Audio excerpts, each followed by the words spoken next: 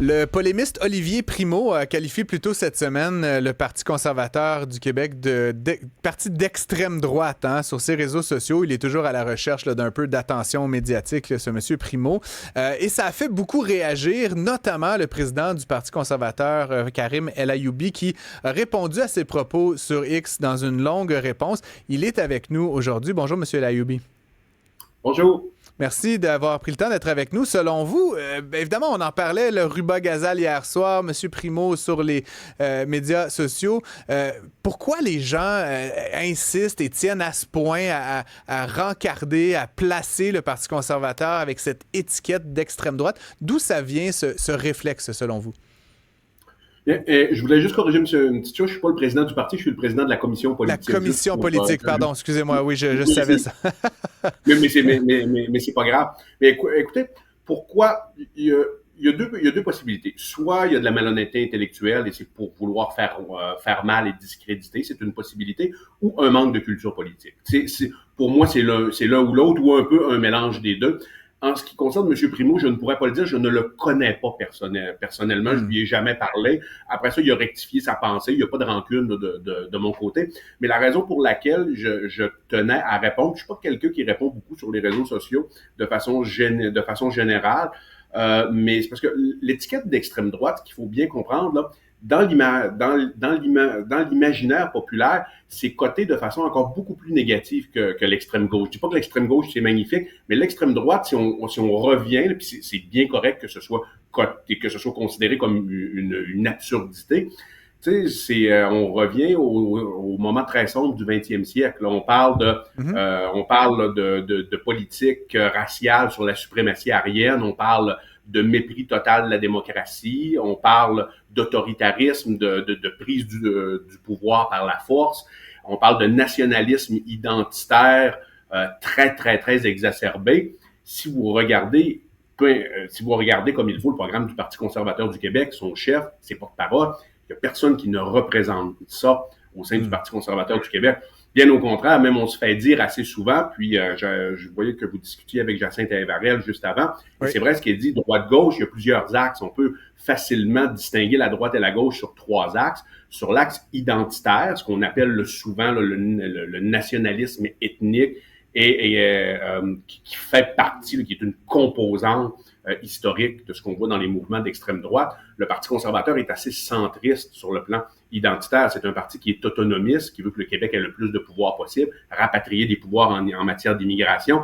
Il n'y a pas de politique raciale du tout et d'hiérarchie entre les peuples selon la race au sein de notre parti. Et ça, c'est très important. Puis je suis content que vous me donniez la chance d'en parler parce que ça discrédite un parti de façon très importante. Monsieur, madame, tout le monde, même s'ils ne sont pas nécessairement capables de vous décrire de long en large qu'est-ce que ça signifie l'extrême droite, tout le monde, là, le citoyen moyen au Québec, sait que c'est extrêmement péjoratif. Le Parti conservateur du Québec, si on veut le qualifier sur le plan politico-philosophique, c'est un parti qui s'approche beaucoup des idées libérales classiques, du courant libéral classique, c'est-à-dire libertés individuelles, mais également qui vient avec la responsabilité individuelle.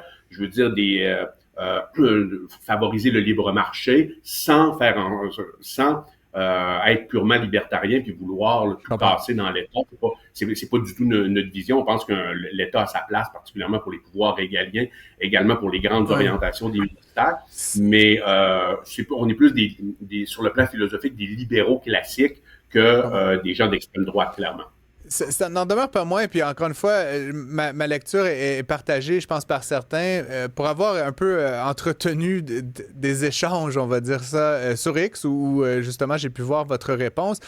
Il y a au Québec des gens d'extrême droite, là, ils appartiennent à personne, ils font leur bout de chemin, mais on sent que ces gens-là, dans la panoplie des choix possibles politiques, endossent ou s'associent, à tort ou à raison, davantage avec le Parti conservateur du Québec. Peut-être parce qu'ils n'ont pas une meilleure maison, mais je vous dis, j'ai moi-même été victime de toutes sortes de tirades sur les médias sociaux, puis ceux qu'on appelle les pirates, là, bon, pour ne pas les nommer. Les pirates ne sont pas le Parti conservateur, je le comprends bien, mais j'ai comme parfois le sentiment que le Parti conservateur est comme pris avec ces gens-là.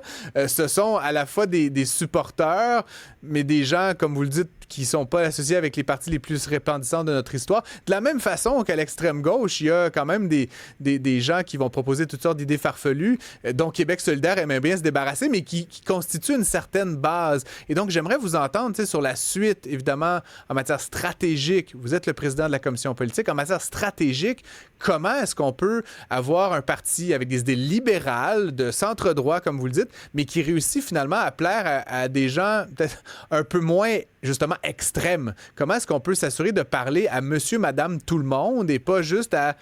Encore une fois, je veux pas les traiter de nom, mais comme je vous dis, j'ai été victime un peu de ça. Il n'y a pas que du beau dans le Parti conservateur ou dans les supporters du Parti conservateur actuellement. C'est-à-dire que c'est une bonne question que vous posez et je pense qu'on va retrouver ça au sein de la plupart des partis.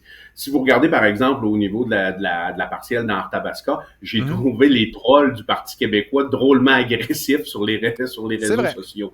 Et lorsque vous parliez de l'extrême droite, je ne pense pas que ce qu'on décrit comme étant l'extrême droite, là, qu'on a beaucoup de ces gens-là à l'intérieur du parti. Je pense que d'autres partis vont avoir une tendance à attirer plus ces gens-là en raison de politiques plus identitaires que le Parti conservateur. Maintenant, est-ce qu'il y a des gens qui sont agressifs au sein du Parti conservateur du Québec dans une branche plus radicale? La réponse, elle est oui. Est-ce que je m'en réjouis? La réponse, c'est non. Mais en politique, la ligne est mince, c'est-à-dire on veut pas diviser, on veut additionner. Si on se recentre trop de notre côté sur le plan, par exemple, du contenu, on devient impertinent sur la place publique et on perd une grosse base. Si, par contre, on décide de faire plaisir à une base qui est plus radicale, entre guillemets, et aller plus à droite, on peut pas espérer aller chercher dans si vous prenez une courbe de gaz, dans les écarts types à gauche et à droite de la médiane, ou même à droite de la médiane, dans le premier écart type. Donc, la ligne, elle est très, très mince, puis il faut toujours jongler entre les nouveaux électeurs qu'on va aller chercher et également une base qui nous aide à poser nos pancartes aussi et qui nous aide là, au sein du bénévolat. Moi, ce que je peux vous dire, c'est qu'il y a beaucoup de gens qui sont très bruyants sur les réseaux sociaux. Et ce que vous appeliez, par exemple, les pirates, ben, c'est un groupe qui est hétérogène. C'est pas un groupe qui est homogène. Moi, je connais des gens qui payent un abonnement sur la chaîne Jeff Pirate et ce sont des gens très modérés. Par contre, les réseaux sociaux, particulièrement X, ont tendance à attirer des gens plus crinqués. Donc, on n'a pas de statistiques très élaborées pour déterminer quel parti a les gens les plus radicaux. Je pense qu'il y en a dans tous les partis. La partielle d'Arthabasca, les réseaux sociaux nous ont montré que d'un côté et de l'autre, c'était capable de s'attaquer avec virulence. C'est pas ce type de politique que j'aime personnellement. C'est pour ça que je suis sur la commission politique. J'aime mieux le contenu. Mais écoutez, la politique, elle est faite ainsi. C'est sûr que nous, on va avoir des défis pour la prochaine campagne électorale. Il faut faire des remises en question. Et sur le plan du contenu, moi, mon travail, c'est beaucoup de regarder le contenu, de voir est-ce qu'il y a des faiblesses au sein de notre contenu. Je pense qu'il est bon. Je pense qu'il y a un travail pédagogique à faire, comme Jacinthe vous avait dit précédemment. Ça, je la suis là-dessus. Il faut faire un travail pédagogique, il faut bien expliquer, peut-être puis ça, c'est plus le travail de la communication. Je suis pas président de la com, mais on communique quand même ensemble. Peut-être faire valoir plus nos idées plutôt que d'être d'être dans l'attaque constamment. Peut-être que ça pourrait aider, surtout aux communications à voir. Moi, je pourrais vous dire que du côté du contenu, je suis assez satisfait de notre contenu. Je pense qu'il faut l'élaborer encore davantage. On travaille à l'heure actuelle sur des politiques en matière d'éducation. Il y a juste de commander une grosse étude sur l'éducation. Et également, s'il y a un domaine, je fais partie de ceux qui pensent qu'on devrait s'améliorer au sein de notre plateforme en matière d'environnement. Ça va chercher quand même les gens. Il faut qu'il y ait un équilibre. On peut tout à fait exploiter des ressources naturelles comme nous, on veut le faire, dont le gaz naturel, mais être assez être plus costaud sur des politiques locales en matière d'environnement et démontrer que c'est quelque chose qui nous, en tant que conservateurs, c'est quelque chose qui est important pour nous également, afin d'enlever certaines étiquettes qui nous classent, disons, je dirais injustement de façon générale, mais faut arrêter aussi de constamment s'apitoyer sur soi-même et dire c'est la faute d'un, c'est la faute de tel média, c'est la faute de tel autre parti politique, c'est parce qu'on n'a pas notre chance. Non, on a notre chance. Puis si on veut performer plus, il faut être meilleur, tant qu'à moi. Fred Bastien? Oui, bon, je reçois plusieurs commentaires là, des gens qui nous écoutent et nous regardent. Premièrement, il y a Stéphane de Montréal qui dit que c'est vous qui devriez parler plutôt que c'est M. Duhem, là, qui semble beaucoup s'identifier à votre discours. Merci Stéphane. Puis sinon, je pose la question juste parce qu'on la reçoit beaucoup. Là. Bon, je me doute d'une partie de la réponse, mais je suis curieux de vous entendre. Là. Et on fait encore le lien entre Poilievre, Duhem et Trump, le fameux Trump. Mais en quoi est-ce que M. Duhem se distingue de Donald Trump? Ben, en réalité, moi, je le dis régulièrement, puis merci de me donner la chance de dire ça, parce que moi, je pense que deux individus qui s'entendraient vraiment pas assis autour d'une table, c'est Éric Duhem et Donald Trump, OK? Sur le plan de la philosophie politique, ils sont aux antipodes complètement. Éric Duhem est un libéral classique, OK?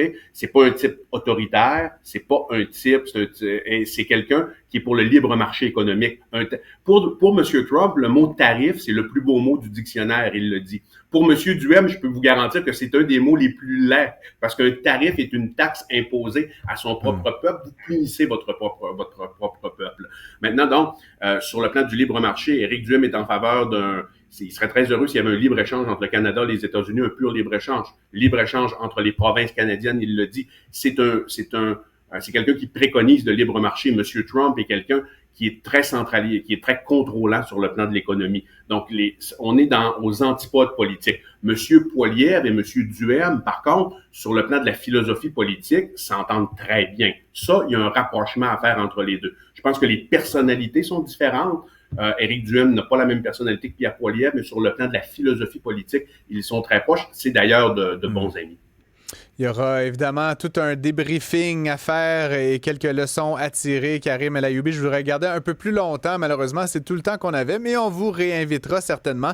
Il y a des élections à préparer pour 2026. Je serais bien intrigué de savoir quelle est la stratégie conservatrice pour peut-être éventuellement faire enfin son entrée à l'Assemblée nationale. Merci d'avoir été avec nous, Karim El Ayoumi. Je rappelle que vous êtes président de la commission politique du Parti conservateur du Québec. Ça m'a fait plaisir. Bonne journée.